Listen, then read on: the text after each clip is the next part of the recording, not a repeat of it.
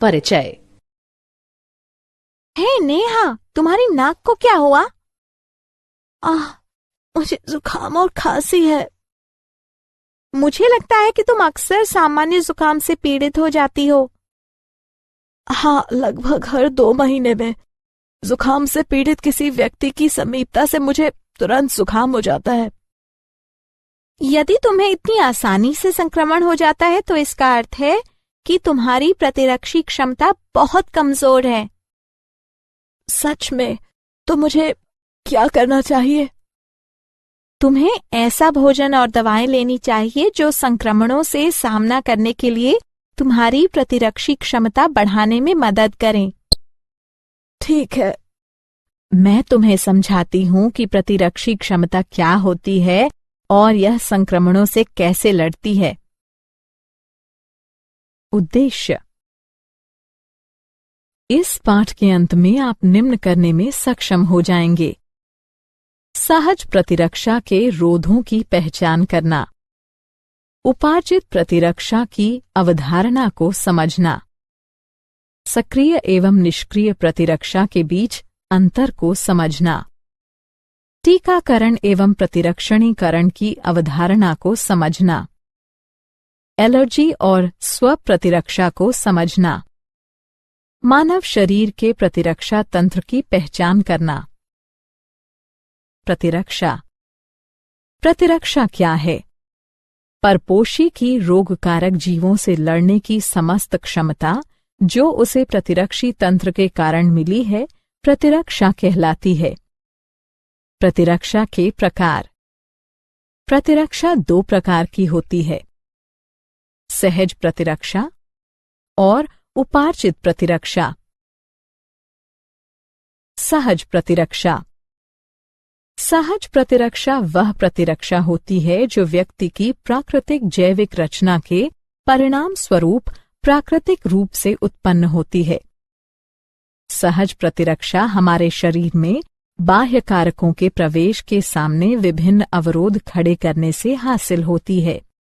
यह रोध इस प्रकार है: शारीरिक रोध, कार्यकीय रोध, कोशिकीय रोध, साइटोकाइन रोध। शारीरिक रोध यानी फिजिकल बैरियर। इसके अंतर्गत त्वचा तथा श्वसन, जठरांत्र तथा जनन मूत्र को आस्तरित करने वाली एपिथेलियम का श्लेष्मा आलेप यानी म्यूकस कोटिंग सम्मिलित हैं। कायिकीय रोध यानी फिजियोलॉजिकल बैरियर। इसके अंतर्गत निम्न आते हैं: आमाशय में अम्ल, लार, आंसू। कोशिकीय रोध सेल्युलर बैरियर। इसके अंतर्गत निम्न आते हैं: श्वेताणु, लिम्फोसाइट्स, बृहत भक्षकाणु यानी मैक्रोफेजेस। साइटोकाइन रोध। इसके अंतर्गत इंटरफेरॉन सम्मिलित हैं जो कि असंक्रमित कोशिकाओं को और आगे विषाणु संक्रमण से बचाती हैं। उपार्जित प्रतिरक्षा। उपार्जित प्रतिरक्षा यह प्रतिरक्षा होती है जो रोगजनक के संपर्क में आने पर रोग प्रतिकारक यानी एंटीबॉडी के विकास द्वारा प्राप्त की जाती है। जब हमारे शरीर का पहली बार किसी रोगजनक से सामना होता है तो एक निम्न तीव्रता की प्राथमिक अनुक्रिया होती है। हालांकि बाद में उसी रोगजनक से सामना होने पर बहुत ही उच्च तीव्रता की अनुक्रिया होती है। यह अनुक्रियाएं विशेष प्रकार के लसिकाणुओं की सहायता से की जाती हैं। बी लसिकाणु, टी लसिकाणु। बी लसिकाणु ये रोगजनकों से लड़ने के लिए रक्त में प्रतिरक्षी यानी एंटीबॉडीज नामक प्रोटीन का निर्माण करती हैं। टी लसिकाणु। टी लसिकाणु प्रतिरक्षियों यानी एंटीबॉडीज के निर्माण में पी लसिकाणु की सहायता करती हैं। प्रतिरक्षी यानी एंटीबॉडी। प्रतिरक्षी बी कोशिकाओं की सतह पर वाय आकार के प्रोटीन होते हैं जो रोगजनक के प्रभाव का सामना करने के लिए रोगजनक उद्दीपन की अनुक्रिया में रक्त या लसिका में स्रावित होते हैं।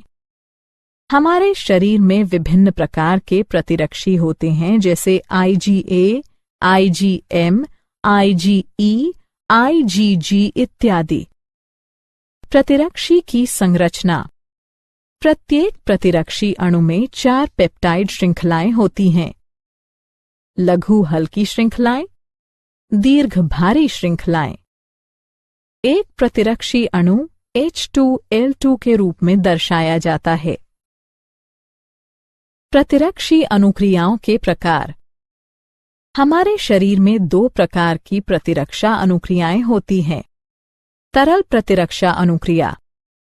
यह प्रतिरक्षा अनुक्रिया B कोशिकाओं के द्वारा रक्त में प्रतिरक्षी के उत्पादन के द्वारा माध्यित की जाती है। कोशिका माध्यित प्रतिरक्षा अनुक्रिया। इस प्रकार की अनुक्रिया श्वेताणुओं, प्राकृतिक भक्षक कोशिकाओं, T लसिकाणुओं और साइटोकाइन्स के सक्रियण द्वारा उत्पन्न की जाती है। इस प्रकार की अनुक्रिया T लसिकाणुओं द्वारा माध्यित की जाती है। उपार्जित प्रतिरक्षा के प्रकार। उपार्जित प्रतिरक्षा 2 प्रकार की होती है, सक्रिय प्रतिरक्षा और निष्क्रिय प्रतिरक्षा। सक्रिय प्रतिरक्षा यह एक प्रतिजन की अनुक्रिया में प्रतिरक्षी के उत्पन्न होने के परिणाम स्वरूप होती है।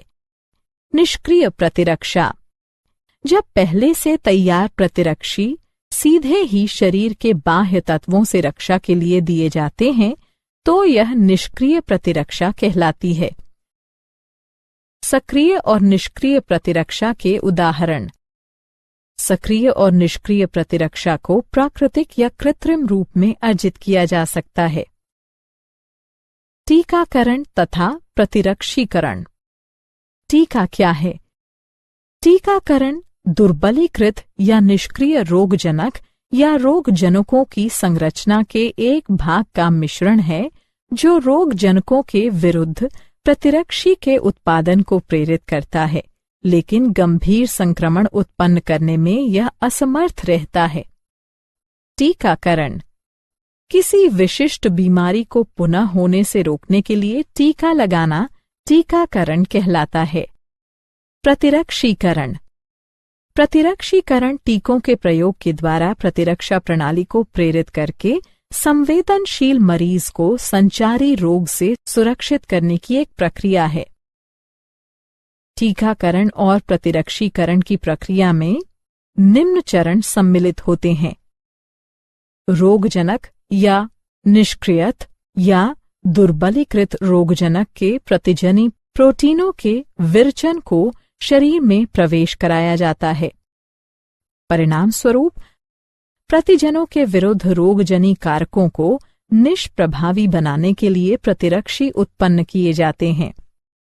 साथ ही समृद्धि B और T कोशिकाएं बनती हैं, जो परिवर्ती प्रभावन होने पर रोगजनक को पहचान देती हैं और प्रतिरक्षी के भारी उत्पादन से उन्हें हरा देती हैं। इस प्रकार प्रतिरक्षा प्रणाली की स्मृति शरीर की किसी भी प्रकार के संक्रमण से रक्षा करती है। सक्रिय तथा निष्क्रिय प्रतिरक्षा। सक्रिय प्रतिरक्षा किसी प्रतिजन की उपस्थिति या किसी संक्रामक रोग के संपर्क में आने पर अनुक्रिया के रूप में प्रतिरक्षियों के विकास के परिणाम स्वरूप प्रतिरक्षीकरण। उदाहरण के लिए BCG का टीका। निष्क्रिय प्रतिरक्षा यदि एक व्यक्ति किन्हीं घातक जीवाणुओं से संक्रमित होता है जिनमें शीघ्र प्रतिरक्षा की आवश्यकता होती है, तो हमें सीधे ही प्रतिरक्षी या प्रतिआविष देने की आवश्यकता होती है। इस प्रकार का प्रतिरक्षीकरण निष्क्रिय प्रतिरक्षण कहलाता है। उदाहरण टिटनेस प्रतिआविष। एलर्जी पर्यावरण में मौजूद कुछ प्रतिजनों के प्रति प्रतिरक्षा तंत्र की अंतररंजित अनुक्रिया एलर्जी कहलाती है। इनके प्रति बनने वाली प्रतिरक्षियां IgE प्रकार की होती हैं। एलर्जन ऐसे पदार्थ जो शरीर के लिए बाह्य होते हैं और एक एलर्जिक अभिक्रिया पैदा करते हैं, एलर्जन कहलाते हैं। उदाहरण के लिए, धूल में चिचड़ी, पराग, प्राणी लघुशल्क आदि। एलर्जी के लक्षण: छींकना, पनीली आंखें, बहती नाक, सांस लेने में कठिनाई। एलर्जी के कारण: जब एक व्यक्ति किसी एलर्जन के संपर्क में आता है तो आईजीई प्रतिरक्षी बनते हैं जो स्वयं को मास्ट कोशिकाओं से जोड़ लेते हैं। ऐसी मास्ट कोशिकाएं एलर्जन के संपर्क में आने पर हिस्टामिन तथा सेरोटोनिन जैसे रसायन निर्मोचित करती हैं, जिससे एलर्जी होती है। एलर्जी का उपचार: एंटीहिस्टामिन, एड्रेनलिन और स्टेरॉइड्स जैसी दवाओं के उपयोग द्वारा एलर्जी के लक्षण कम किए जा सकते हैं। स्वप्रतिरक्षा। स्वप्रतिरक्षा यह एक भ्रमित प्रतिरक्षी अनुक्रिया है जिसमें हमारा शरीर अपने ही ऊतकों के विरुद्ध प्रतिरक्षियों का निर्माण करने लगता है, जिससे अति संवेदी अनुक्रियाएं होती हैं। स्वप्रतिरक्षा रोग: शरीर की अपनी कोशिकाओं और ऊतकों के प्रति प्रतिरक्षा तंत्र की असामान्य क्रियाविधि के कारण होने वाली कोई बीमारी या क्षति स्वप्रतिरक्षा बीमारी कहलाती है। उदाहरण के लिए, माटाइड आर्थराइटिस। लसिकाभ अंग: वे अंग जहां लसिकाणुओं की उत्पत्ति और या परिपक्वन और प्रचुरोद भवन होता है, लसिकाभ अंग कहलाते हैं। लसिकाभ अंग के प्रकार: लसिकाभ अंग 2 प्रकार के होते हैं। प्राथमिक लसिकाभ अंग: ये वे अंग होते हैं जहां अपरिपक्व लसिकाणु प्रतिजन संवेदी लसिकाणुओं में विभेदित होते हैं। प्राथमिक लसिकाभ अंग इस प्रकार हैं: अस्थिमज्जा, थाइमस। द्वितीयक लसिकाभ अंग: द्वितीयक लसिकाभ अंग लसिकाणुओं को प्रतिजन के साथ पारस्परिक क्रिया के स्थल प्रदान करते हैं, जो बाद में प्रचुर संख्या में उत्पन्न होकर प्रभावी कोशिकाएं बन जाते हैं। द्वितीयक लसिकाभ अंग में निम्न सम्मिलित हैं: प्लीहा, लसिका ग्रंथियां, टॉन्सिल, क्षुद्रांत्र के पेयर पैच, परिशेषिका। प्राथमिक लसिकाभ अंग: ये टी लसिकाणुओं के परिवर्धन और परिपक्वन के लिए सूक्ष्म पर्यावरण उपलब्ध कराते हैं। अस्थिमज्जा: यह प्रमुख लसिकाभ अंग हैं। लसिकाणुओं समेत सभी रुधिर कोशिकाएं अस्थिमज्जा में उत्पन्न होती हैं। थाइमस: यह एक सपाली अंग है। यह हृदय के पास और उरोस्थि के नीचे स्थित है।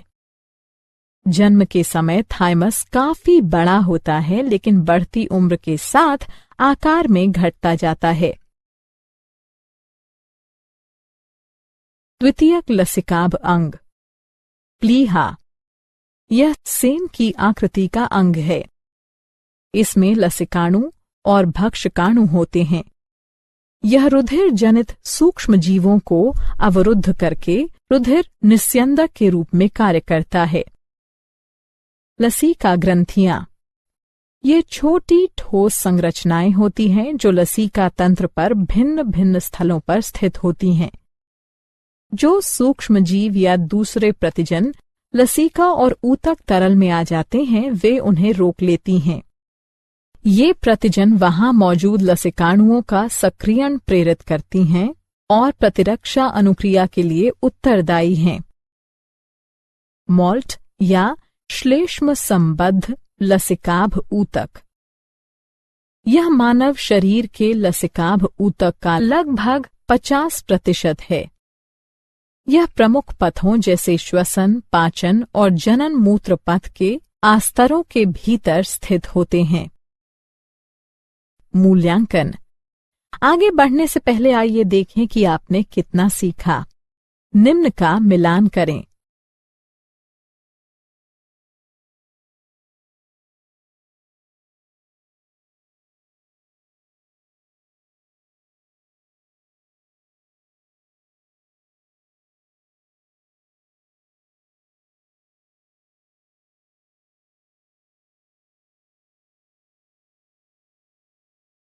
क्या आप जानते हैं पॉलीऑर्थराइटिस, मल्टीपल स्क्लेरोसिस, जार्गन सिंड्रोम इत्यादि स्व प्रतिरक्षा रोगों के उपचार हेतु सूक्ष्म गोलियों या गुटिकाओं के रूप में डायलिकल फ्यूमारेट का उपयोग साइक्लोस्पोरिन के संयोजन में किया जा सकता है।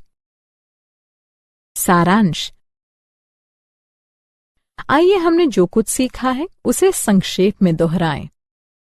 परपोषी की रोगकारक जीवों से लड़ने की समस्त क्षमता जो उसे प्रतिरक्षी तंत्र के कारण मिली है, प्रतिरक्षा कहलाती है। प्रतिरक्षा दो प्रकार की होती है, सहज और उपार्जित। सहज प्रतिरक्षा शारीरिक, कार्यकीय, कोशिकीय और साइटोकाइन रोध बनाती है। बी और टी लसिकाणु शरीर को उपार्जित प्रतिरक्षा प्रदान करते हैं। यह सक्रिय या निष्क्रिय प्रतिरक्षा हो सकती है। किसी विशिष्ट बीमारी को होने से रोकने के लिए टीका लगाना टीकाकरण कहलाता है। पर्यावरण में मौजूद कुछ प्रतिजनों के प्रति प्रतिरक्षा तंत्र की अतिरंजित अनुक्रिया एलर्जी कहलाती है। शरीर की अपनी कोशिकाओं और ऊतकों के प्रति प्रतिरक्षा तंत्र की असामान्य क्रियाविधि के कारण होने वाली कोई बीमारी या क्षति स्वप्रतिरक्षा बीमारी कहलाती है। वे अंग जहां लसिकाणुओं की उत्पत्ति और या परिपक्वन और प्रचुरोद भवन होता है, लसिकाभ अंग कहलाते हैं। वे प्राथमिक यानी अस्थि और थाइमस या द्वितीयक जैसे प्लीहा, लसीका ग्रंथियां आदि हो सकती हैं।